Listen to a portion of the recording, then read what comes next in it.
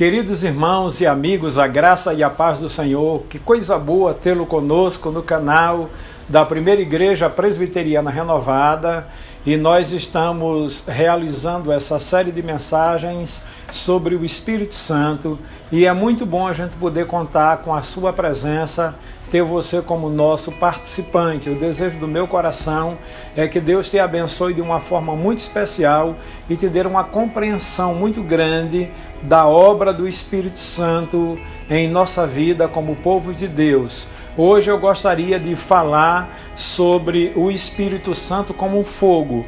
Nós estamos tratando da série Entendendo o Espírito Santo ou Conhecendo o Espírito Santo e estamos aí nas simbologias. E vamos falar hoje sobre o Espírito Santo como fogo.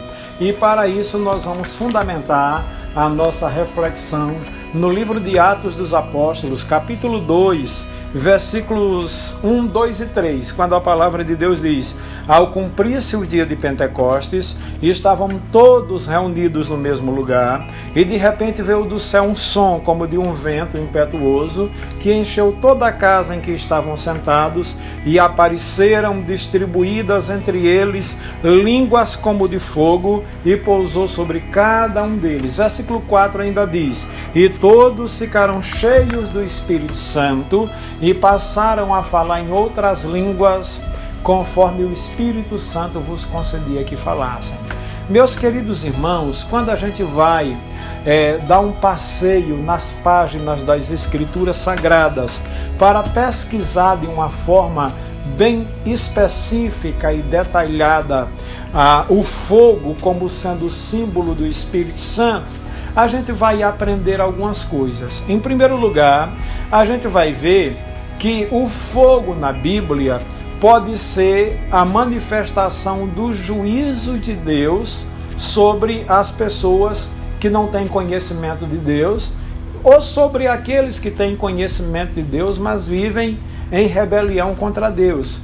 João Batista, no seu sermão, falando sobre a sua obra, sobre o seu trabalho, ele dizia: eu, na verdade, vos batizo com água para arrependimento, mas depois de mim vem um que foi antes de mim, cujas alparcas eu não sou digno de desatar, e ele vos batizará com o Espírito Santo e com fogo.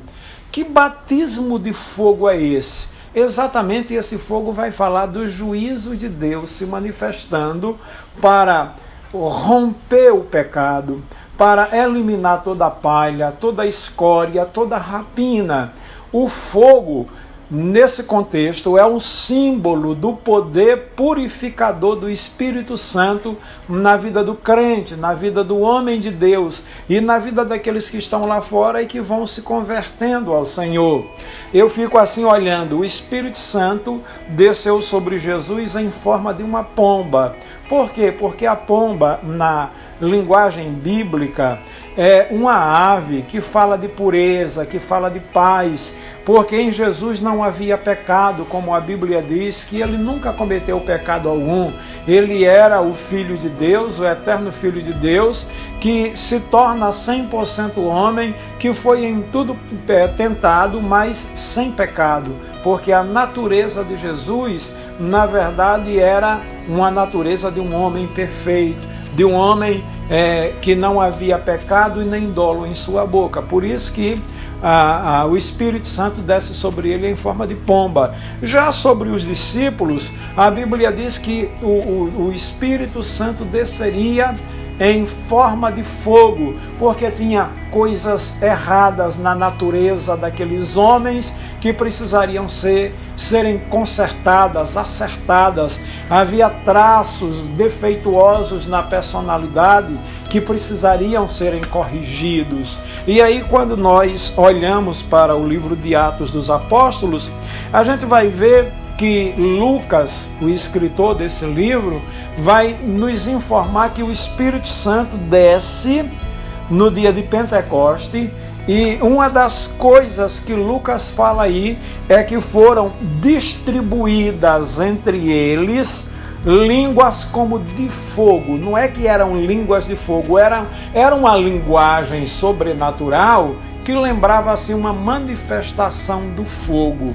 Mas, meus queridos irmãos, eu gostaria de pensar também nas características do fogo, e quero pensar muito rapidamente, até porque a nossa intenção é trazer reflexões rápidas. Em primeiro lugar, o fogo ele serve para cozinhar os alimentos. Ele serve exatamente para preparar um alimento que de outra forma ficaria muito difícil de você comê-lo, e o fogo, além de preparar esse alimento, de deixar adequadamente pronto, ele vai também preservar, obviamente, os nutrientes que existem ali no alimento. Mas eu poderia dizer que uma das características do fogo também é endurecer. O fogo, por exemplo, endurece o barro.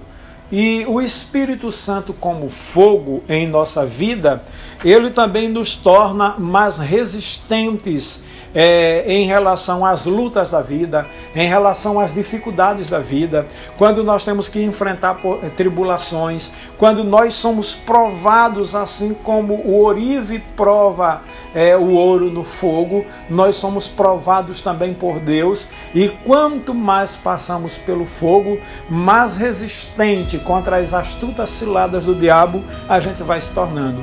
Mas a outra característica do fogo é que ele amolece. É interessante que o mesmo fogo que endurece o barro é o fogo que amolece a cera.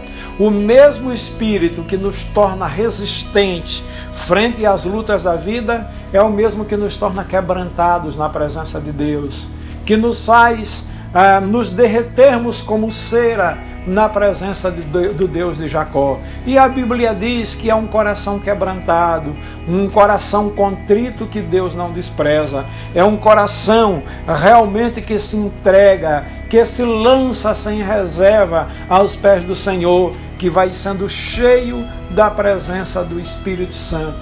E por último, o fogo do Espírito Santo simboliza essa presença ardente de Deus em nosso coração, nos impulsionando a pregar com ousadia e com graça a palavra de Deus. O salmista diz: o meu coração arde, o meu coração ferve com palavras boas. Quando os dois discípulos no caminho de Emaús descobriram que era Jesus quem estava durante todo aquele tempo conversando com eles, a Bíblia diz que eles voltaram para Jerusalém com muita alegria e dizia um ao outro: porventura não ardia os nossos corações quando ele falava conosco? Meus queridos irmãos, eu quero concluir esta reflexão dizendo que o meu desejo é que o Espírito Santo se manifeste sobre a vida da igreja, promovendo exatamente purificação, promovendo limpeza, promovendo resistência em meio às provações, promovendo quebrantamento para que a gente esteja realmente sensível na presença de Deus e fazendo nosso coração arder de paixão e de amor pelas almas perdidas, para que sejamos assim uma testemunha eficaz daquele que nos tirou das trevas para a sua maravilhosa luz. Que Deus te abençoe, em nome de Jesus. Amém.